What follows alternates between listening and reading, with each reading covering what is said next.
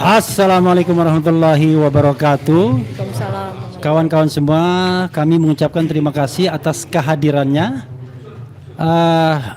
yang sudah datang pada press conference ini. Mohon bapak-bapak, barangkali suaranya agak direndahkan, dikecilkan, karena kita sedang melakukan press conference. Ya, kita melakukan press conference. Yang press conference ini menghadirkan RRT Roy Suryo, Rismon Sianipar, dan Dr. Tifa atau Tifauzia Tiasuma. Cuma unfortunately tadi tiba-tiba Mas Roy harus pergi karena ada temannya, sahabatnya yang meninggal dunia di Sin Carolus. Tetapi kami tadi sudah merekam beberapa bagian, nanti bisa kita share statement bersama tiga ini. Nah, adapun agenda press conference hari ini ada beberapa update yang ingin kami sampaikan atau RRT sampaikan soal penasihat hukum baru, kemudian soal yang terkait dengan bencana Sumatera, dan juga yang tak kalah pentingnya soal dua hal, yaitu soal buku Gibran Black Paper, dan kemudian terakhir soal pelaporan atau rencana pelaporan Andi Azwan. Dan karena ini sangat terkait dengan kasus yang sedang menimpa atau membuat mereka menjadi tersangka. Untuk permulaan saya persilakan Dr. Tifa untuk memulai. Silakan, Dok. Ya. Bismillahirrahmanirrahim. Assalamualaikum warahmatullahi wabarakatuh. Ya, saudara-saudara sebangsa dan setanah air, pada kesempatan yang baik ini kami RRT, dalam hal ini kami berdua mewakili Mas Roy Suryo dan Bang Rismon Sianipar beserta saya sendiri Dr. Tifa. Per hari ini kami mengumumkan bahwa kami memiliki tim penasihat hukum yang baru. Tim penasihat hukum yang baru ini bukan untuk mensubstitusi atau menggantikan tim kuasa hukum kami yang lama, tetapi ini adalah tim yang menambahkan kekuatan dari kami, terutama sejak kami bertiga ditingkatkan status kami menjadi tersangka. Dan mengingat dari betapa pentingnya persoalan yang kemudian seharusnya kami ini sebagai akademisi, sebagai peneliti itu dilindungi oleh undang-undang, namun kemudian selama 7 bulan berlalu menuju ke 8 bulan ini ternyata kasus kami terus bergulir sampai kepada di mana status kami sebagai tersangka. Maka kami bertiga memutuskan untuk menambah amunisi kami, untuk menambah kekuatan kami dengan pembentukan tim kuasa hukum baru, ya. Dan tim kami ini, tim penasihat hukum kami ini, karena statusnya sudah tersangka ya, jadi PH ya. Jadi tim penasihat hukum ini dikoordinatori oleh triumvirat. Jadi ada 3 orang yang menjadi koordinator. Yang pertama adalah Bapak Dr. Muhammad Taufik SHMH yang ada di sebelah kiri saya. Kemudian Bapak Jahmada Girsang SHMH Simet yang ada di sebelah kanan. Kemudian yang ketiga, triumvirat yang ketiga adalah Pak Dr. Refli Harun SHMH LLM. Kemudian anggota-anggotanya, ini supaya semua juga jelas ya, bahwa anggota dari tim penasihat hukum kami RRT, ini yang pertama adalah Pak Jahmada Girsang SHMH Simet, Petrus Celestinus SH, Jemi Mokolensang SH, Mulyadi SHMH, Dr. Billy Matindas SHMH, Joni Silalahi SH, David Brian Kaniga SH, Hizgia Miguel Abelardo SH, Ahmad Wirawan Adenan SHMH, Andika Dian Prasetyo SHMH, Dr. Muhammad Taufik SHMH, Dr. Refli Harun SHMH LLM, Dr. Fadli Nasution SHMH, Muhammad Tony Suhartono SH, Aziz Januar SHMH MM, dan Ahmad Mihdan SH. Jadi ini adalah tim penasihat hukum dari RRT yang terbaru. Dan sekali lagi kami tegaskan bahwa tim ini dibentuk bukan untuk mengganti atau mensubstitusi dari tim yang sudah ada selama ini mendampingi kami. Untuk diketahui bahwa kami bertiga, baik Mas Roy Suryo, kemudian Bang Rismon Sianipar maupun saya sendiri Dr. Tifa, di luar dari tim yang mungkin sudah diketahui khalayak, itu kami masing-masing juga memiliki tim penasihat hukum sendiri. Artinya tim penasehat hukum pribadi kami masing-masing. Kemudian ada tim yang mengampu dari Mas Roy Suryo, kemudian Bang Rismon Sianipar dan saya sendiri Dr. Tifa, dan sekarang ini tim kuasa hukum dari RRT. Nah, sekaligus ini juga kami menggarisbawahi kepada semuanya bahwa selama perjuangan sejak tanggal 15 April 2025 ketika kami melakukan penelitian di Universitas Gadjah Mada bertiga sebagai seorang peneliti akademisi kami bertiga, dan kemudian ternyata langkah kami ini dikriminalisasi oleh beberapa pihak, termasuk diantaranya adalah mantan Presiden Joko Widodo. Kemudian kami mendapatkan serangkaian laporan polisi, itu kami didampingi oleh beberapa tim penasihat hukum. Nah, setelah status kami naik dari saksi, kemudian terlapor, kemudian lagi per tanggal 7 November 2025 itu sebagai tersangka, maka kami memutuskan untuk harus menambah kekuatan dengan tim kuasa hukum bentukan yang dipimpin oleh triumvirat yang ada di sini. Jadi itu yang perlu kami sampaikan.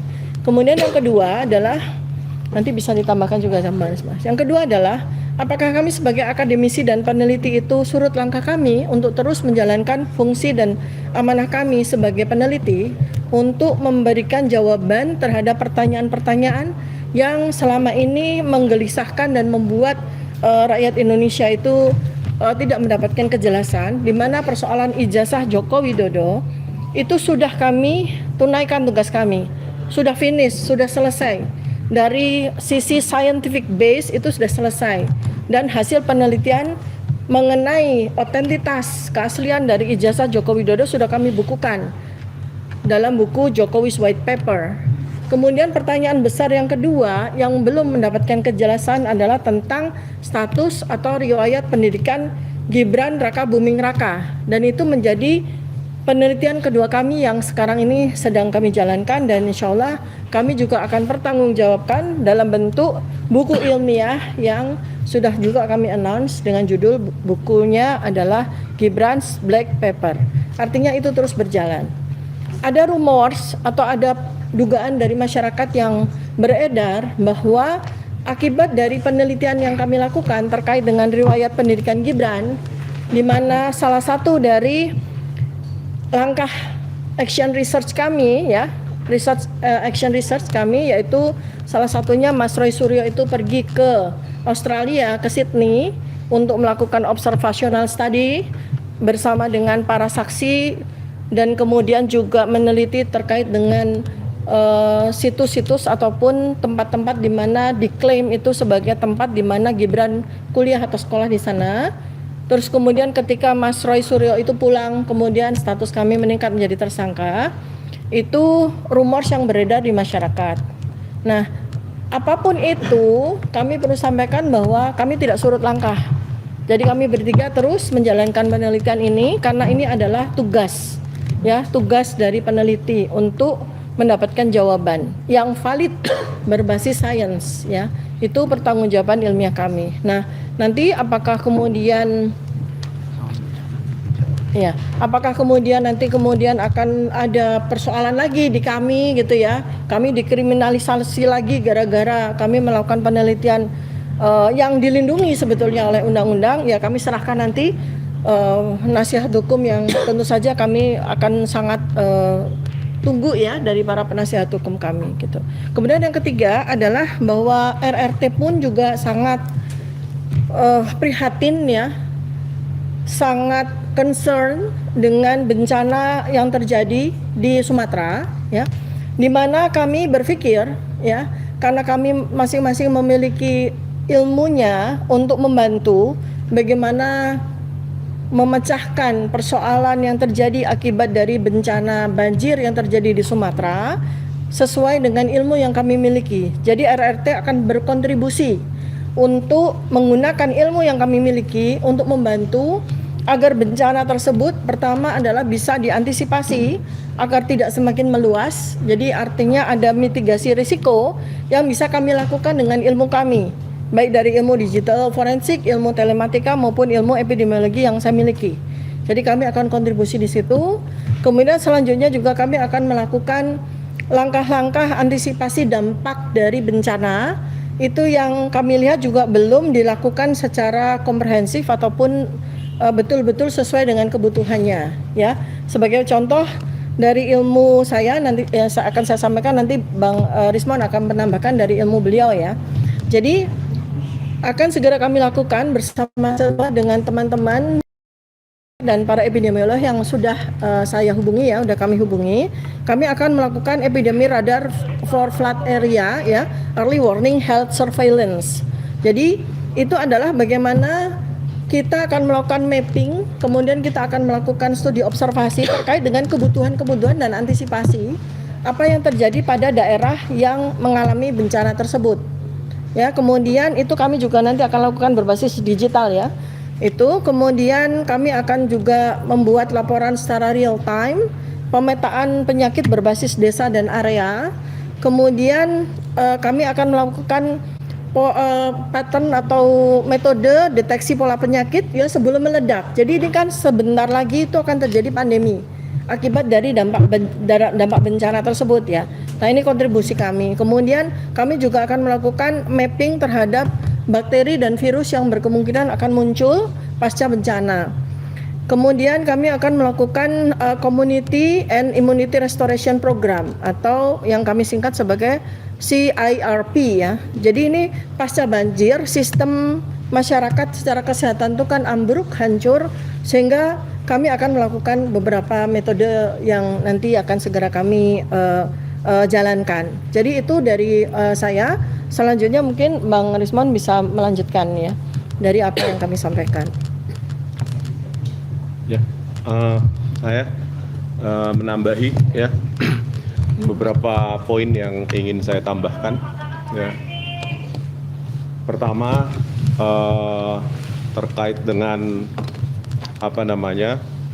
akan sedang kita kaji, ya, terutama hal-hal yang berkaitan dengan rekayasa digital yang kami duga dilakukan oleh Andi Aswan berikut dengan Joshua Sinambela, ya. Ada 2 laporan sebelumnya yang telah ditolak oleh Bang Rustam Effendi dan Bang Beni Parafat, ya.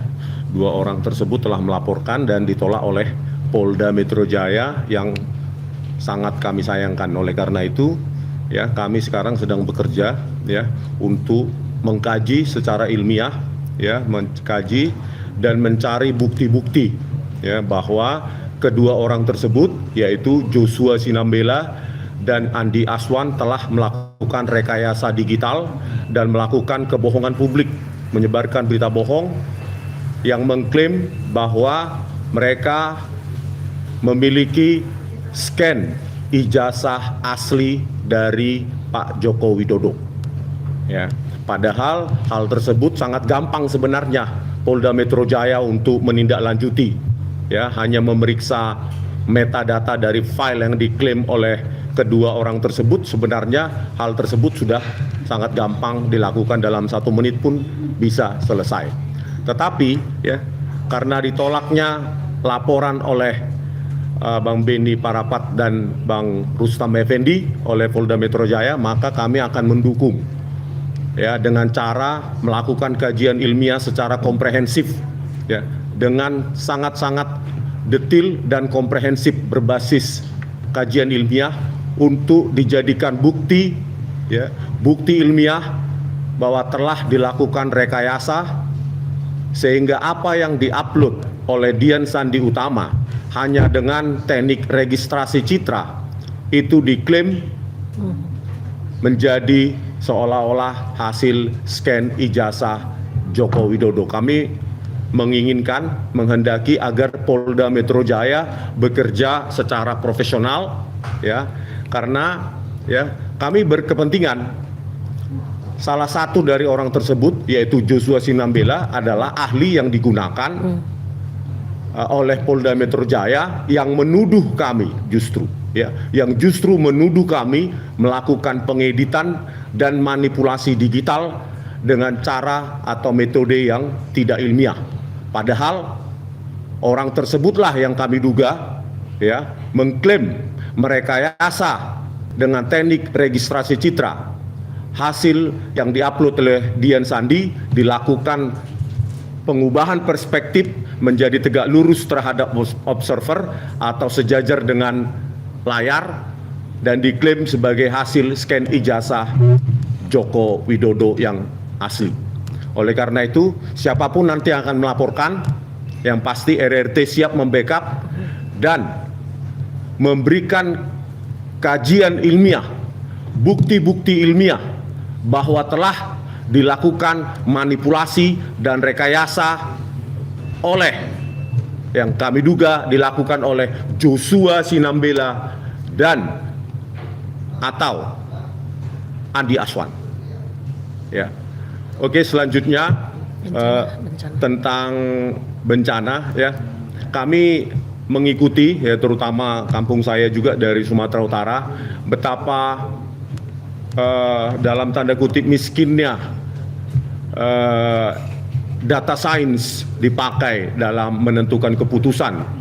Terbukti bahwa Pak Presiden Prabowo Subianto itu terlihat sangat gagap terhadap luasan-luasan dari citra satelit yang secara dinamis yang seharusnya berbasis database dimiliki oleh Republik Indonesia yang sebesar ini, ya seharusnya di ruang control room dari Presiden Prabowo Subianto sudah bisa ditetapkan atau diantisipasi secara virtual dan up to date.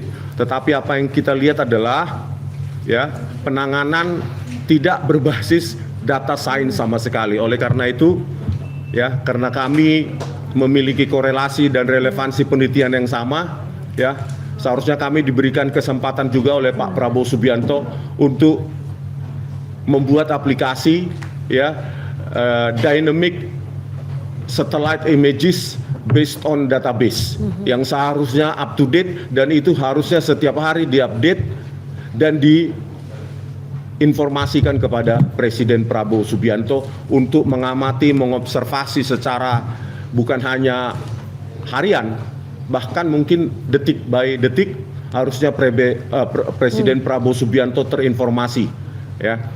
Oleh karena itu kami juga turut berbelasungkawa untuk rekan-rekan dan saudara-saudara kita di Aceh, Sumatera Utara dan Sumatera Barat. Sekian dulu, nanti saya tambahkan kalau ada.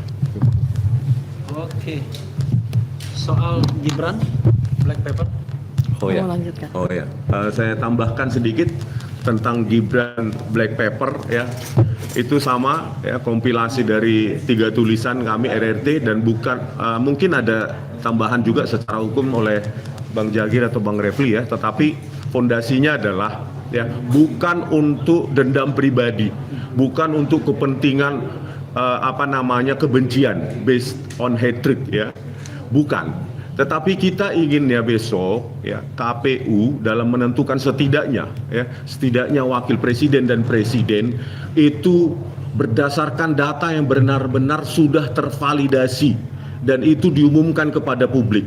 Tidak seperti kejadian seperti ini bahwa ya, kami telah buktikan bahwa Wapres Gibran dalam tulisan kami nanti dalam buku Gibran Black Paper ya, bahwa Gibran memang tidak pernah lulus SMA dan yang pasti tidak pernah memiliki ijazah SMA baik dalam maupun luar negeri.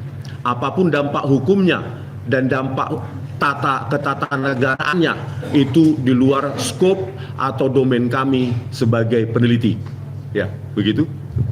Ya. Terima kasih. Mau nambahkan Dr. Tifa soal Gibran? Ya, dari sudut ilmunya mungkin sedikit. Ya, saya tambahkan ya bahwa di dalam buku nanti Gibran's Black Paper itu saya seperti halnya buku Jokowi's White Paper kebagian di dalam melakukan penelitian terkait dengan neuroscience behavior politics atau yang saya sebut sebagai neuropolitika. Jadi sekali lagi bahwa kontribusi saya adalah pada ilmu saya, ilmu kedokteran berbasis anatomi, fisiologi, dan neuroscience.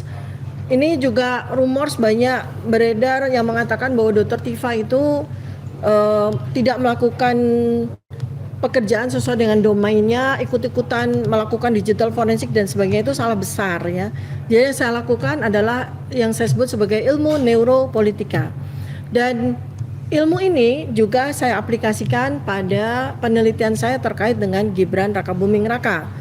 Objek kajiannya adalah narasi yang dilakukan oleh yang bersangkutan, perilaku yang ditunjukkan melalui video-video yang ada pada media maupun media sosial, dan itu yang menjadi objek kajian. Ada beberapa ilmu dalam domain neuropolitika yang bisa digunakan untuk membantu pekerjaan dari Bang Risman dan Bang Mas Roy ya, untuk kalau mereka itu kajiannya adalah objek mereka adalah benda mati, yaitu riwayat pendidikan, dokumen yang bisa dikaji secara digital forensik. Kalau saya itu menambah dari sisi perilaku, ya, yang kemudian bisa dikuantifikasi secara statistik, itu ya. Nanti lebih jelasnya kalau bukunya sudah jadi nanti kami akan jelaskan secara lebih detail. Jadi sekali lagi, dua buku tersebut adalah sumbangan pemikiran kami para peneliti. Jadi bukan berbasis kepada dendam pribadi, berbasis kepada kebencian personal dan sebagainya, sama sekali tidak. Ini menjadi sebuah cara bagi kami untuk membersihkan sejarah Indonesia dari kegelapan dan ketidakjelasan terkait dengan riwayat pendidikan para pejabat yang sangat penting bagi masa depan negara Indonesia ini. Bang Jagir mungkin mau ngomong soal menjadi kuasa hukum atau penasihat hukum RRT sebelum nanti pertanyaan dari media ya. Silakan.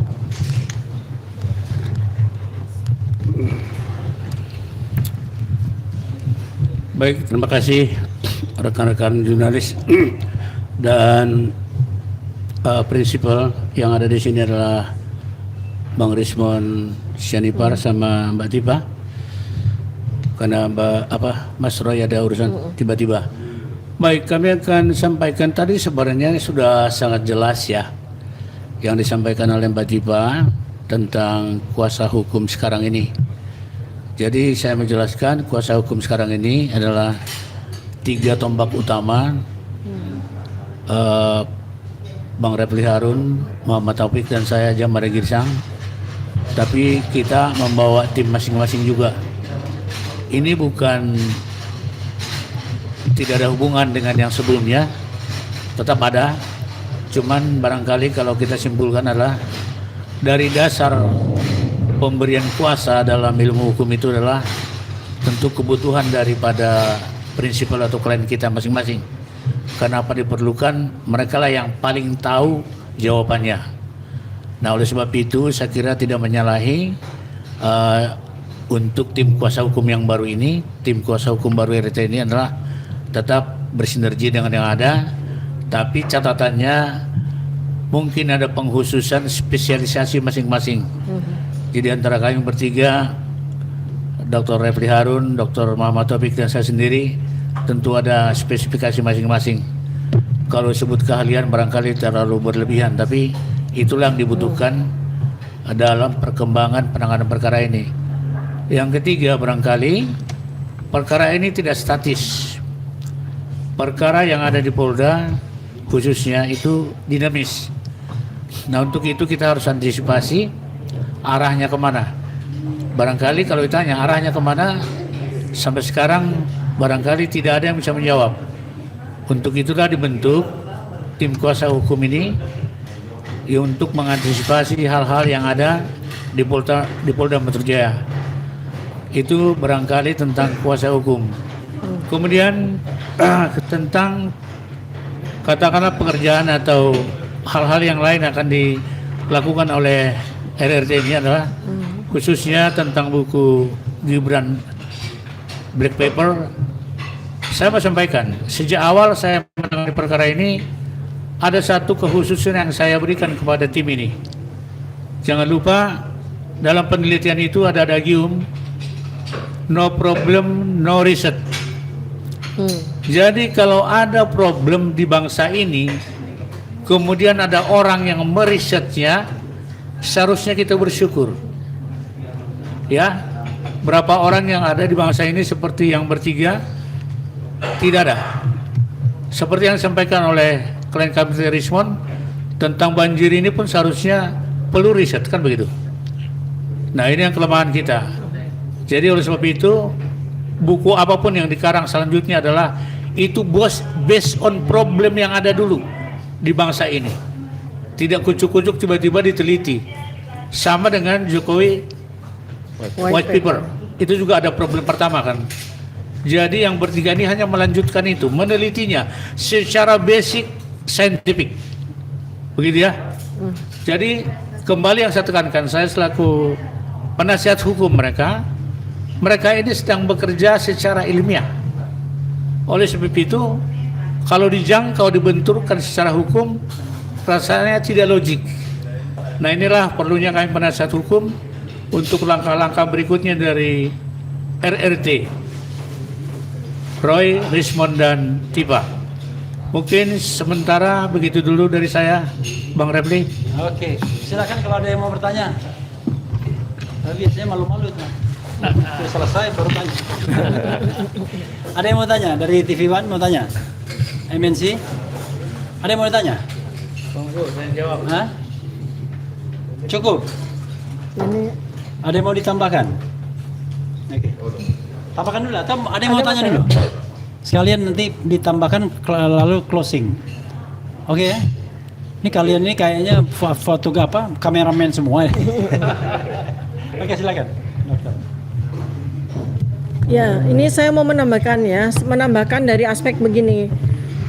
Akademisi atau peneliti seperti kami ini tugasnya menjawab pertanyaan dan mencari solusi ya.